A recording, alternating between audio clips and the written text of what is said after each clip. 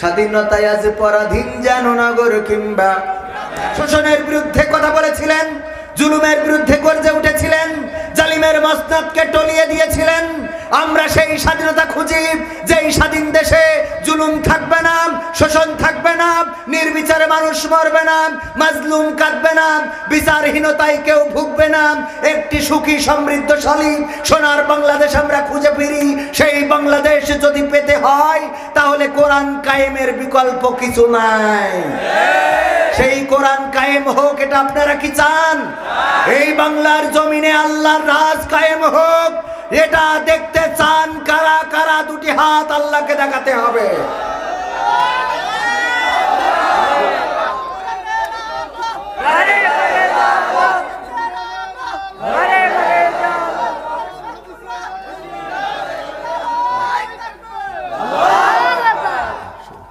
সম্মানিত ভাইয়েরা, হাত দেখাইছেন আমারে না আল্লাহকে? যুবক নামের বোঝা হয়ে এই ধরাতে যেখানে মা বোনেরা ধর্ষিতা হয় দিনে রাতে, যৌবনের সার্থকতা ঘুচিবে সকল ব্যথা, যৌবনের সার্থকতা ঘুচিবে সকল ব্যথা। পারো যদি বলি দিতে মানুষরূপী পশুটাকে, পারো যদি বলি দিতে মানুষরূপী পশুটাকে, কি হবে বেঁচে থেকে অযথা বিদ্যা শিখে যদি না গড়তে পারি শোষণবিহীন সমাজটাকে? কি হবে বেঁচে থেকে? কি হবে লেখালেখি কলমবাজির ওই মহড়া, সমাজের আসল চিত্র যদি না যাই তুলে ধরা? কি হবে টিভি চ্যানেল সাংবাদিকের এই ক্যামেরা, সমাজের আসল চিত্র যদি না যাই ভিডিও করা? যদি ওই ঘুষের বলে কলমটা উল্টো চলে, যদি ওই হ্যালো কলে এই হ্যালো, যদি ওই হ্যালো কলে ক্যামেরা উল্টো বলে, তবে কি যাবে রোখা দুর্নীতিকে? যাবে? তবে কি যাবে রোখা দুর্নীতিকে? কি হবে বেঁচে থেকে অযথা বিদ্যা শিখে যদি না গড়তে পারি শোষণবিহীন সমাজটাকে? কি হবে বেঁচে থেকে? কি হবে নামাজ রোজা ইমানদারির বড়াই করে যদি ওই খোদার কোরআন নর্দমাতে থাকে পড়ে? কি হবে নামাজ রোজা ইমানদারির বড়াই করে যদি ওই খোদার কোরআন নর্দমাতে থাকে পড়ে? মসজিদের কোণে বসে জিকির যত করো কষি, মসজিদের কোণে বসে তসবি যত টানো ঠেসি, এভাবে যাই না পাওয়া আল্লাহকে? যাবে? এভাবে যায় না পাওয়া আল্লাহকে। কি হবে বেঁচে থেকে অযথা বিদ্যা শিখে যদি না গড়তে পারি শোষণবিহীন সমাজটাকে? কি হবে বেঁচে থেকে? কি হবে আলেম হয়ে ইমাম সেজে মসজিদেতে পারো যদি সত্য কথা উচ্চ স্বরে না বলিতে? কি হবে আলেম হয়ে ইমাম সেজে সমাজেতে পারো যদি সত্য কথা উচ্চ স্বরে না বলিতে?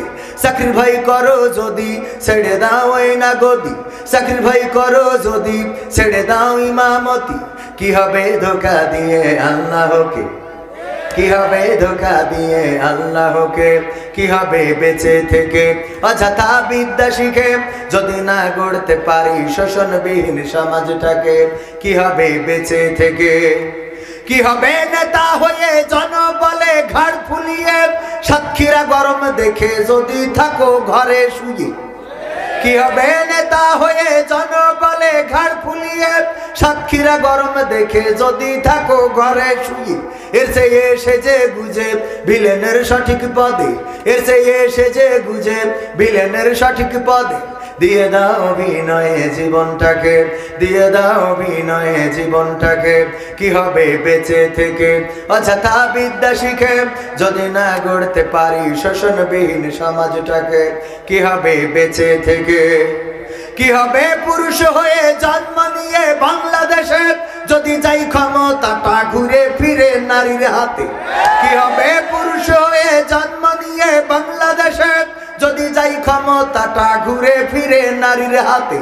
কি বা জবাব দেবে, কিভাবে মুখ দেখাবে, কি বা জবাব দেবে, কিভাবে মুখ দেখাবে আমাদের আগামী সেই প্রজন্মকে, তোমাদের আগামী সেই প্রজন্মকে? কি হবে বেঁচে থেকে অযথা বিদ্যা শিখে যদি না গড়তে পারি শোষণবিহীন সমাজটাকে? কি হবে বেঁচে থেকে? কি হবে আকাশ ছোঁয়া বিলাসবহুল বাড়ি গাড়ি না খেয়ে কত মানুষ পরপারে দিচ্ছে পাড়ি? কি হবে আকাশ ছোঁয়া বিলাসবহুল বাড়ি গাড়ি না খেয়ে কত মানুষ পরপারে দিচ্ছে পাড়ি? আজরাইল আসবে যবে মাটিতেই পড়ে রবে, আজরাইল আসবে যবে মাটিতেই পড়ে রবে, কোনো কাজে লাগবে না ওই প্রাসাদটাকে। লাগবে? আপনি ইন্তেকাল করলে ওই ঘর থেকে টান দিয়ে বের করে দেবে। কত বড় প্রাসাদ আপনি বানিয়েছেন, কত তলার মালিক, যত তলার মালিক হন না কেন, বাড়িতে যত এয়ার কন্ডিশন থাকুক না কেন, যখন মালাকুল মউত এসে জানটা নিয়ে উড়াল দেবে, বাড়ি থেকে টান দিয়ে বের করে দেবে, আপনার গায়ের দামি দামি পোশাকগুলো খুলে নেবে, এই শীতের রাতে আপনাকে উঠানে শুইয়ে দেবে, একটা বেডশিট দিয়ে ঢেকে দেবে, সবাই এসে মুখটা আলগা করে দেখে যাবে। আমরা কত মানুষের মুখ আলগা করে দেখলাম, একদিন আমাদেরই মুখ আলগা করে মানুষ দেখে যাবে। আমাদের জন্য বড়ই পাতার গরম পানি রেডি হয়ে যাবে, গোসল করানোর জন্য মানুষেরা চলে আসবে, গোসল করানো হয়ে যাবে, কাফনটা রেডি হয়ে আছে রে, কাফন নিয়ে আসবে কাফন পরানোর জন্য। আমি মাঝে মাঝে বলি, যখন মসজিদে যান তখন একটু খাটিয়ার দিকে তাকিয়ে জিজ্ঞাসা করেন, ও গো খাটিয়ারে, সর্বশেষ তো দেখেছিলাম আমার অমুককে কাঁধে করে তোর খাটিয়াই করে কবরে নিয়েছিলাম, এখন বল দেখি কার অপেক্ষায় রয়েছিস? খাটিয়া যেন ডেকে ডেকে বলে, চিন্তা করিস না, আমি এখন তোর পথ পানে চেয়ে আছি, মালাকুল মউত যখন তোর জানটা নিয়ে উড়াল দেবে রে, আমি চলে যাব তোকে বহন করার জন্য।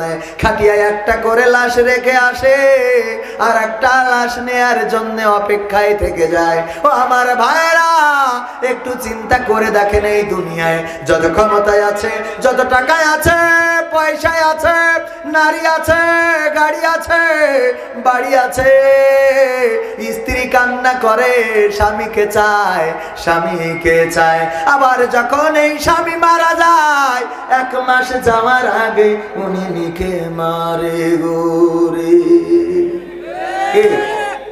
একজন নাকি একজন স্ত্রী তার স্বামীর কবরে যেয়ে বাতাস দিচ্ছে, কি করতেছে?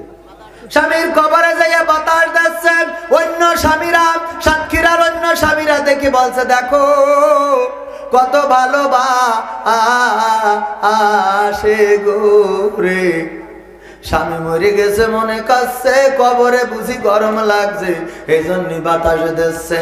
মহিলাদের বলে, দেখো রে, আমরা জলি জ্যান্ত আছি, আমাদের বাতাস করো না। আব্দুল্লাহ ভাই যে এই স্ত্রীটা কি বলছে, আমার বাতাস করো না, বেঁচে থাকতে বাতাস করো না। অমুকের বউ দেখো মরে গেছে, স্বামী মরে গেছে, তাও কবরে যেয়ে বাতাস দিচ্ছে। মহিলারা একজোট করে এসেছে, এসে বলছে, এই মহিলা, বেঁচে থাকতে স্বামীর কদর করিসনি, এখন মরে যাওয়ার পরে এত দরদ কেন, আমাদের কেন বকা শোনাচ্ছিস?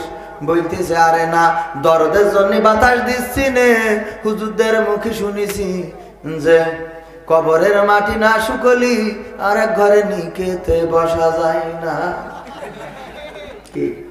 তাই বাতাস দিয়ে মাটি শুকাছি গোরে। মাটি শুকাই না দরদ। ও আমার ভাইরা, স্ত্রীও পর হয়ে যাবে, অন্যের ঘরে সংসার করবে। আজকে আমার সাথে সফর সঙ্গী আছেন আমার একজন ভাই, নাম বলবো না, আমার খুব কাছের ভাই, সাথে এসেছেন। কয়েকদিন আগেও উনার শালক, উনার একটা শালা ক্যান্সার আক্রান্ত ছিল, চিকিৎসার জন্য অনেক কষ্ট করা হয়েছে, আমি নিজেও যতটুকু পেরেছি সহযোগিতা করেছি, ইবনে সিনা থেকে চিকিৎসা করানোর ব্যবস্থা করেছি। এই স্ত্রী স্বামী মারা যাওয়ার পরে 1 মাস 1.5 মাস 2 মাস না জাতি আবার আর একজনের সাথে নিকেতে বইয়েছে। শুধু বসেই নাই, আজকে বলল নিজের সন্তানটাকেও আর এখন খোঁজ খবর নেয় না। 15 দিন হয়ে গেল সন্তানটা তার দাদার বাড়িতে রয়েছে। আর লোক মুখে শুনেছে যে স্বামীর সাথে নিকে বসেছে ওই স্বামীর একটা সন্তান আছে আগের পক্ষের, সেই সন্তানের গালে ভাত তুলে খাওয়াই রে। নিজের সন্তানের খবর নেয় না, স্বামীর আর এক নেটওয়ার্কের সন্তান সেইটার গালে তুলে খাওয়ায়। তার কারণটা কি? কারণ যেখানে টাওয়ার পাবে সেখানেই যে কল ধরাবে। কথা কয় না? যেখানে টাওয়ার পাবে সেখানেই কল। কার জন্য আপনি খাচ্ছেন? কোন স্ত্রীর জন্য আপনি অন্যায় করেছেন? কোন স্ত্রীর জন্য আপনি 3 পিস কিনছেন? তাই বলে আবার কিনা বন্ধ করে দিয়েন না। মা বোনেরা আবার কেবেন, দেখবো আমাকে আজকে তেজ মেরে দিলে 3 পিস কিনবেন, শাড়ি কিনবেন, সায়া ব্লাউজ কুচকুচ যা মনে চাই সব কেনেন, কিন্তু কিনার মধ্য দিয়ে যেন মহান রবকে কখনো ভুলে যাবেন না। রাজি আছে? وَإِذَا قُرِئَ الْقُرْآنُ فَاسْتَمِعُوا لَهُ وَأَنصِتُوا لَعَلَّكُمْ تُرْحَمُونَ।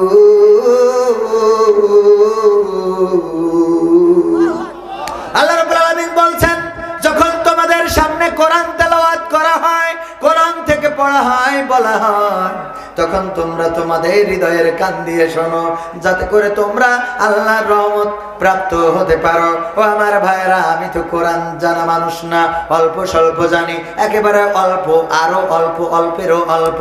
কিন্তু আমার পরে আলোচনা করবেন আরো 2 জন আমার শ্রদ্ধাভাজন বড় ভাইয়েরা আছেন, কোরআন এবং হাদিস থেকে আলোচনা করবেন। আপনারা সেই আলোচনাগুলো হৃদয়ের কান দিয়ে শুনবেন। আজকে যারা এখানে এসেছেন গোরে, আগামী বছর এই মাহফিল আবার পাবেন এমন কোন নিশ্চয়তা আছে? আছে? আল্লাহ বলছেন, ইয়া আইয়ুহাল্লাযীনা আমানুত্তাকুল্লাহা হাক্কা তুকাতিহি ওয়া লা তামুতুন্না ইল্লা ওয়া আনতুম মুসলিমুন। আল্লাহ বলছেন, হে ঈমানদারেরা, তোমরা আমাকে ভয় করো যেমন ভয় করা উচিত, আর ততক্ষণ পর্যন্ত মারা যেও না যতক্ষণ পর্যন্ত না তোমরা পূর্ণ মুসলমান হতে পারো। কার কথা বলেন?